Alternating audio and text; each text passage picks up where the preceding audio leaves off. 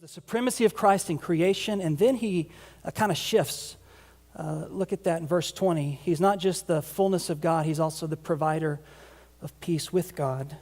Verse 20 says, through him to reconcile to himself all things, whether on earth or in heaven, making peace by the blood of his cross. So you might put it this way, the fullness of God dwells in him, on all that means. And reconciliation with God, or peace with God, happens through him. The fullness within him and reconciliation with God through him. And that's not real popular. So in our day and age, we kind of like to think about God as a happy-go-lucky, all is well with the world kind of guy.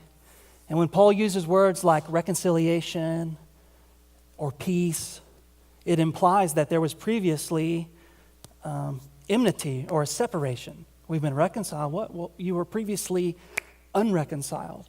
You're at peace with God. That means previously that there was a war between you and your Creator, that you were rebellious. Look at what he says in verse 21. It actually gets worse than that.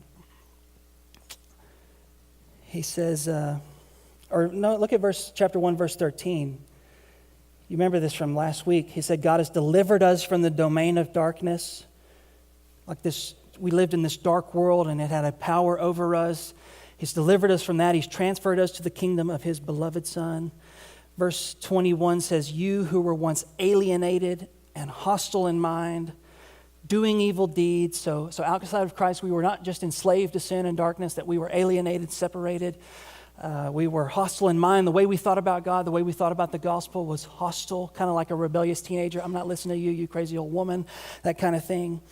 And doing evil deeds, talking about a lifestyle of immorality to which you might think to yourself, well, I wasn't that bad, but you're probably thinking I wasn't that bad because you were comparing your life to the Kardashians or something like that. And, compared to, Kimmy, I'm not that bad. But if you compare your lifestyle to a perfect standard, then you see the discrepancy between who you are, how you were living, and the righteous requirements that God has.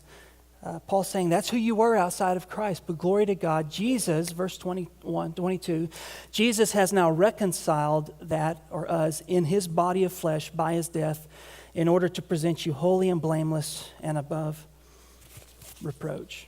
If I could summarize it, because of what Jesus accomplished on the cross, our relationship with God is made right, and your life, your soul, is made whole.